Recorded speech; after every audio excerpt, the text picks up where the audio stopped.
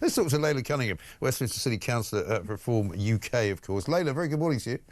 Good morning, Mike. It's like a splitting image show, isn't it? It is. I mean, it's literally, I don't even have to write this stuff. It's like comedy all of its own. It's ridiculous. How awful and useless is Keir Starmer? Even his own MPs are now wondering how long he can last. I think the country is, I mean, what has it been, 14 months? Yeah. 8 ministers, 1 ambassador, 1 trade envoy. Starmer, you know, he came on steps and promised integrity, and what's he delivered? He's delivered a cabinet with a fraudster who lied to the police about a stolen phone, a corruption fraud, tax dodging, and a US ambassador who is best mates, what's his nickname? PT Bathrobe, as our ambassador. Yum yum. I mean, what's he doing? It just shows, actually, that it's run by cronies who really don't care. No. He's not fussed about public opinion. He just doesn't care. I mean, surely they can't... His judgment... If his judgment is this bad, how did he even get a job, you know, as a lawyer, never mind running the CPS? I mean, you have worked as a prosecutor, I believe, haven't you? Yeah. It's not an easy job to do. You have to be relatively clever to be a decent prosecutor. He appears to have none of the skills that every lawyer that I know has. I think power corrupts, actually, perhaps, what we're seeing. You know, he's high on his power, because this isn't just bad luck, Mike, it's a pattern. You know, Peter Mandelson, called a convicted paedophile, one of the most prolific ones in our modern history, his best pal. And I think Starmer called Mandelson his political mentor. That's Labour's circle of trust right there. Yeah, exactly right. You know, and let's be clear, they weren't just mates. I mean, from the letters and the emails, it seems like Peter Mandelson was his sycophant. Absolutely. And how, you know what I find really insulting is Starmer's like, oh, well, you know, security didn't flag it up. I had nothing to do with the vetting. This is it's the most important diplomatic foreign policy appointment for our country. Of course he had everything to do with it. He interviewed him. He should have been in the detail completely. So I'm just tired of them trying to deflect blame on some department or some quango. You know, we had no idea. Yeah. No, I know. I mean, as you say, it's one of the highest high profile, you know, sort of high security operations to be the ambassador to the United States of America. You know, he will have access to very, very sensitive documents. He will have access to all manner of sensitive pieces of information, and it's sort of incredible to me that they didn't know about all of this so-called new information before they gave him the job. And it turns out this morning that in the papers we're being told that the intelligence parts of the Foreign Office actually warned Starmer that he shouldn't give him the job, and he went ahead and gave it to him anyway.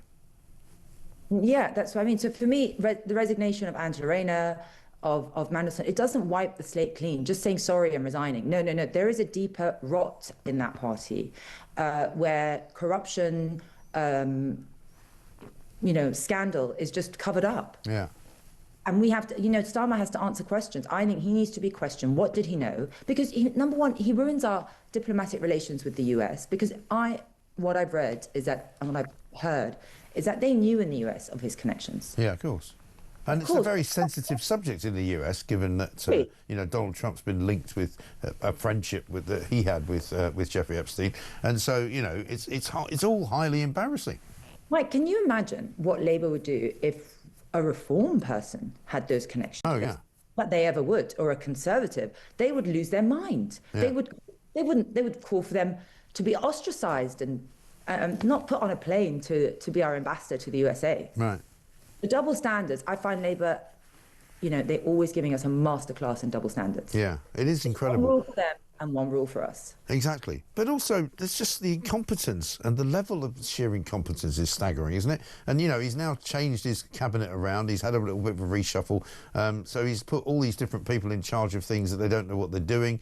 They've come from jobs which they didn't know what they were doing either. You know, I mean, we've got James Cleverly now this morning saying that he's not even sure that Starmer will last until Christmas. I don't know. How can he? So he already has, I think 50 MPs wrote to him to ask for Mandelson's resignation. How can those 50 MPs have any trust in their leader when that's what he does? Yeah. But what's really, I think, erodes trust even more is that he only sacked him when the leaks became explosive. Right. He only sacked Rayner when he was forced to. Yeah. That's not leadership. That's just damage control. That's true, and that is his MO. I mean, that's why we played those clips out at the start of the hour.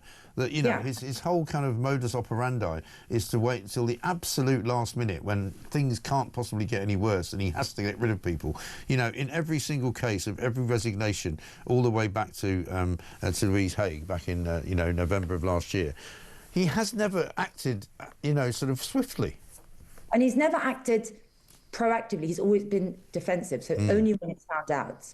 And for me, that's not leadership. If you really, as he says, put party before country, then you wouldn't have appointed these people in the first time. Obviously someone's been good to him, voted for him, and that's the problem. We have politicians who give senior roles to govern our country to mates and people who gave them favour. They don't value merit. It's got nothing to do with merit, and that's why our country's in the way it is. Yeah, I'm reading a piece in the Telegraph. It's refreshing to hear someone like Nigel say they don't have to be MPs, because these are massive roles with massive briefs that have massive consequences for our country. It can't be done because you voted for me. It can't be done as a favour or as a thank you note.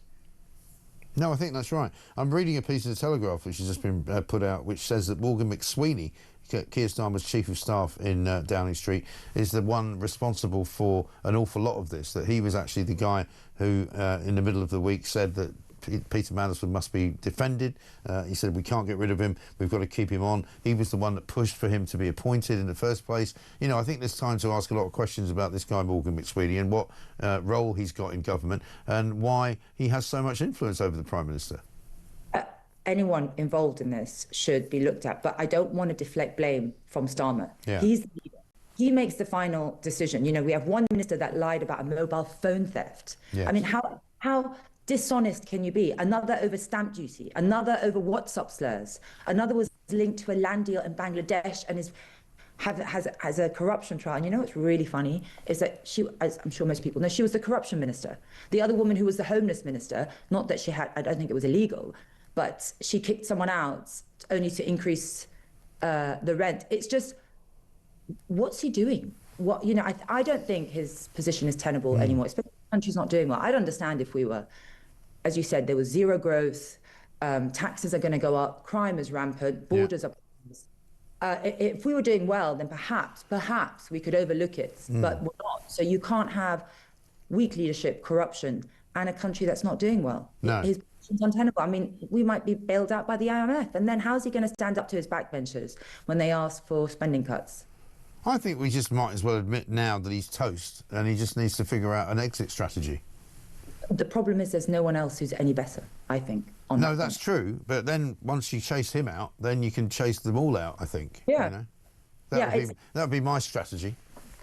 I mean, listen, even when he was elected, I had some hope because he stood up there and he gave this speech about integrity and honesty. What a load of old cobblers that turned out to be.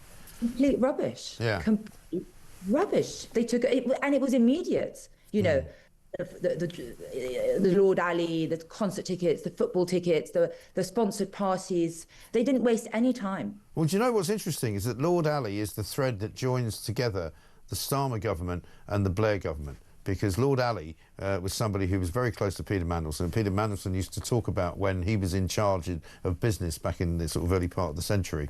He used to go to Lord Ali's house down in Kent, where he would work on strategy for the government. So, this route goes all the way back there. Yeah, that's what I said. You have tax dodgers, paedophiles' best friends, and political mentors in Mandelson to Starmer. That's the circle of trust. That's what we're dealing with. And let's not forget there's another minister. Didn't he have to resign because of racist, anti-Semitic, sexist messages on the ministerial WhatsApp group? How does that fly under the radar? Or is that just culture that is within Labour right now? It's an absolute shambles. Yeah, we don't know who they are. And then they look like, wasn't it one of their ministers who said that talking about the rape gangs was dog whistling? Yeah. Well, that was Lucy Powell, who's about to become the new deputy leader. And then we're supposed to just forget that? How dare she? She should get fired for just saying that. Exactly. But no, it's looked over. Everything's fine. We get arrested for a tweet. A comedian gets found with 5 armed police as he comes out of a place. But she can call talking about rape gangs dog whistle and gets away with it. I know. Absolutely shocking. Laila, good to see you. Thanks very much indeed. Laila Cunningham there, Westminster City Councillor for Reform UK.